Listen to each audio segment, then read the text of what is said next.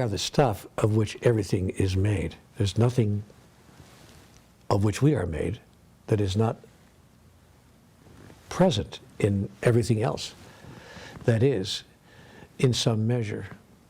Carl Sagan had an extraordinary observation to make when they brought back some rocks from the moon. He said, isn't it interesting that the rocks from the moon that they brought back from outer space contain the exact chemical elements that you will find in that tree over there and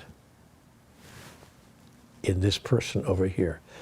Isn't it interesting that it's merely a matter of proportion,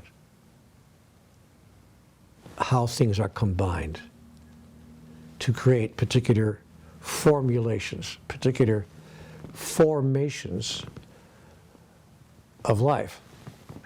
If we can agree that the words life and God are interchangeable, and in my cosmology they are, then we would say that life is constantly forming itself, or if you wish, God is constantly forming itself into different shapes and expressions and sizes, that life emerges as life through the process of life itself. So we are, in fact, gods in formation, or if you will, God's information.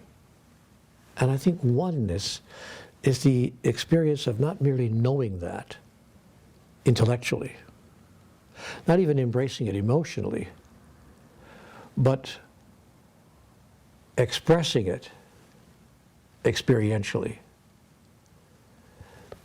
We often move through such an expression when we're making love with our beloved.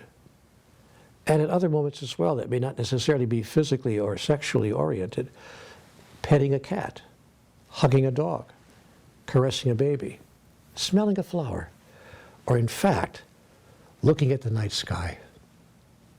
Is there a single person, at least once in their life, who has not found themselves on their back, looking at the night sky and realizing, if only for an instant, it's all a part of all that is, and so am I?